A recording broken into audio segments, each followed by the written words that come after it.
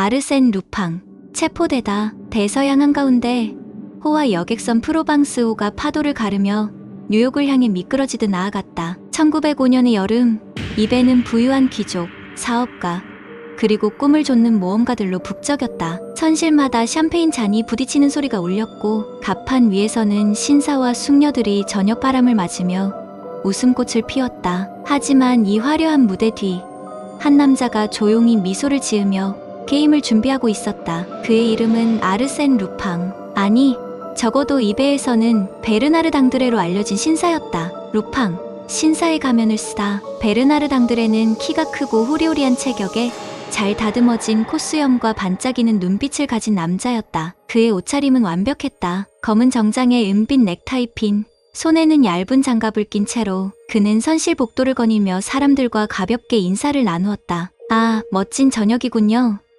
그는 지나가는 노부인에게 윙크하며 말했다. 노부인은 얼굴을 붉히며 손부채를 흔들었다. 루팡은 그런 반응을 즐겼다. 그는 사람들의 신뢰를 얻는데 천재였고 그 신뢰는 곧 그의 주머니로 들어올 열쇠였다. 루팡의 목표는 명확했다. 레이디 제로보암, 이 배에서 가장 부유한 여성이 소유한 다이아몬드 목걸이였다. 그 목걸이는 단순한 보석이 아니었다. 마리 앙투아네트의 궁정에서 유래한 것으로 중앙에 박힌 20캐럿 다이아몬드는 보는 이의 숨을 먹게 했다. 레이디 제로보암은 매일 밤 연회장에서 그 목걸이를 뽐냈고 루팡은 매일 밤 그녀의 허영심을 관찰하며 미소를 지었다. 저를 믿으세요, 부인. 그는 속으로 중얼거렸다. 그 목걸이는 제 손에 더 잘 어울릴 겁니다. 레이디 제로보암, 허영의 여왕. 레이디 제로보암은 50대 중반의 여인으로 금발 머리를 높이 틀어 올리고 늘 화려한 드레스를 입었다. 그녀는 자신의 부와 지위를 과시하는데 삶의 기쁨을 찾았다. 연회장에서 그녀는 목걸이를 손으로 만지작거리며 사람들의 시선을 즐겼다. 이건 단순한 보석이 아니에요. 그녀는 옆에 선 젊은 사업가에게 자랑했다. 왕족의 유산이라니까요. 사업가는 고개를 끄덕였지만 속으로는 그녀의 과시가 따분하다고 생각했다. 레이디 제로보암은 루팡, 아니 베르나르 당드레에게도 호감을 품고 있었다. 그는 매너가 좋았고 그녀의 이야기에 귀를 기울이며 적절히 맞장구를 쳤다. 부인, 그 목걸이는 마치 별빛을 가둔 것 같군요. 루팡이 말했다. 그녀는 깔깔 웃으며 손을 흔들었다. 오, 당드레 씨, 정말 아첨꾼이시네요. 하지만 그녀는 몰랐다. 루팡의 눈은 그녀의 목걸이 자물쇠를 훑고 있었다. 간단한 구조, 3번의 손놀림이면 충분할 터였다. 선장, 질서를 지키는 자. 프로방스 호의 선장은 헨리 뒤퐁이었다. 그는 20년 넘게 바다를 누빈 베테랑으로 배 안의 질서를 유지하는 데 자부심이 있었다. 키가 작고 단단한 체격에 얼굴은 바닷바람에 그을려 붉었다. 그는 승객들의 안전을 최우선으로 여기며 특히 이번 항해에서는 귀중품을 노리는 도둑 소문 때문에 신경이 곤두서 있었다. 내 배에서 도둑질이라니 있을 수 없는 일이다. 그는 선원들에게 단호히 말했다. 선장은 루팡을 눈여겨보지 않았다. 베르나르 당드레는 그저 예의 바른 신사로 보였다. 하지만 그의 예리한 직감은 뭔가 이상하다는 신호를 보내고 있었다. 연회장에서 루팡이 레이디 제로보암과 대화하는 모습을 보며 그는 잠시 멈칫했다. 저자는 너무 완벽해. 그는 혼잣말을 했다. 그러나 증거 없이 의심할 수는 없었다. 승객들, 소문과 호기심의 군중. 프로방스호의 승객들은 각기 다른 배경을 가진 이들이었다. 미국으로 사업을 확장하려는 파리상인, 신혼여행을 즐기는 젊은 부부, 유럽을 떠나 새 삶을 꿈꾸는 이민자들. 그들은 연회장에서 춤을 추고 갑판에서 포커를 즐기며 항해의 낭만을 만끽했다. 하지만 배가 대서양 한복판에 이르자 소문이 퍼지기 시작했다. 도둑이 배에 탔다고. 누군가 속삭였다. 아르센 루팡, 그 유명한 궤도가 이 배에 있을지도 몰라. 승객들은 호기심과 두려움으로 수군거렸다. 젊은 신혼부부인 마리와 폴은 루팡 이야기에 푹 빠졌다. 그가 정말 이 배에 있다면 얼마나 멋질까? 마리가 말했다. 폴은 웃으며 고개를 저었다. 멋지긴. 내 시계라도 훔치면 어쩌려고?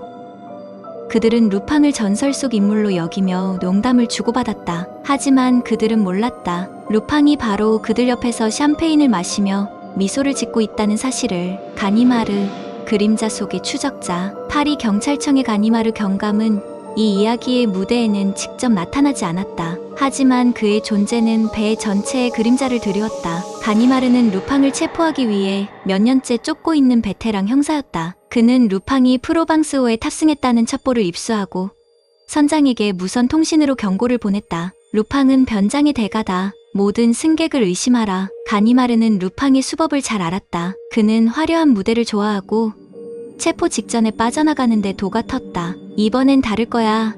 가니마르는 파리의 사무실에서 이를 악물었다. 그는 선장에게 루팡의 체포를 위한 계획을 전달했고 배가 뉴욕에 도착하면 경찰이 대기하도록 준비했다. 하지만 루팡은 이미 그의 계획을 눈치채고 있었다. 도둑질, 그리고 반전. 항해사 일제되는 밤, 연회장은 화려한 불빛으로 빛났다. 레이디 제로보암은 다이아몬드 목걸이를 자랑하며 춤을 추었고 루팡은 그녀의 옆에서 우아하게 왈츠를 즐겼다. 부인, 오늘 밤은 정말 아름다우십니다. 그는 속삭였다. 그녀는 미소를 지었지만 그 순간 루팡의 손은 그녀의 목걸이 자물쇠를 스쳤다. 찰나의 순간 목걸이는 그의 주머니로 사라졌다. 아무도 눈치채지 못했다. 다음날 아침 배는 발칵 뒤집혔다. 레이디 제로보암이 비명을 지르며 선실에서 뛰쳐나왔다. 내 목걸이 누가 훔쳐갔어요.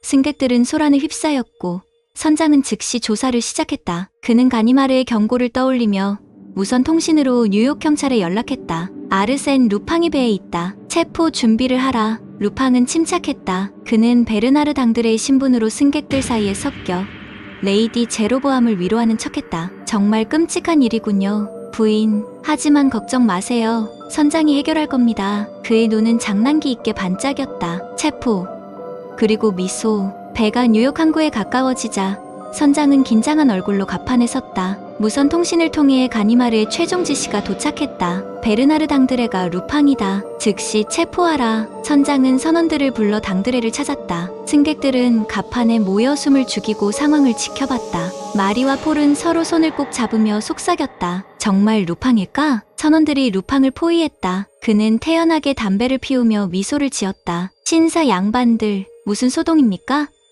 선장은 그의 어깨를 잡으며 선언했다. 베르나르 당드레, 아니 아르센 루팡, 당신을 도둑질 혐의로 체포한다. 승객들은 환호했고 레이디 제로보암은 안도하며 손수건을 흔들었다. 루팡은 순순히 손을 내밀었다. 수갑이 그의 손목에 채워졌다. 하지만 그의 눈빛은 여전히 장난스러웠다. 선장님, 멋진 쇼였습니다. 그는 낮게 속삭였다. 선장은 그의 말을 무시하며 그를 선실로 끌고 갔다. 승객들은 루팡의 체포를 축하하며 샴페인을 터뜨렸다. 마지막 반전, 배가 뉴욕 항구에 정박하고 경찰이 루팡을 인계받기 위해 올라왔다. 하지만 선실문을 열자 모두가 경악했다. 루팡은 사라졌다. 수갑은 바닥에 놓여 있었고 책상 위에는 한 장의 편지가 있었다. 친애하는 선장님, 그리고 가니마르 경감님께 즐거운 항해였습니다. 목걸이는 제 손에 잘 있습니다. 하지만 걱정 마세요. 레이디 제로보암의 보험은 충분히 보상해줄 겁니다. 다음엔 더 재미있는 게임을 합시다. 아르센 루팡. 승객들은 충격에 빠졌고 선장은 분노로 얼굴이 붉어졌다. 레이디 제로보암은 기절할 듯 비명을 질렀다. 마리와 폴은 서로를 보며 웃음을 터뜨렸다. 역시 루팡이야. 마리가 외쳤다. 멀리 뉴욕의 지평선 너머 루팡은 새 신분으로 이미 도시 속으로 녹아들고 있었다. 그의 주머니에는 다이아몬드 목걸이가 반짝였고 그의 입가에는 미소가 떠올랐다. 세상은 내 무대야. 그는 속으로 중얼거렸다. 그리고 또 한 번 아르센 루팡은 모두를 속이고 자유를 쟁취했다. 끝.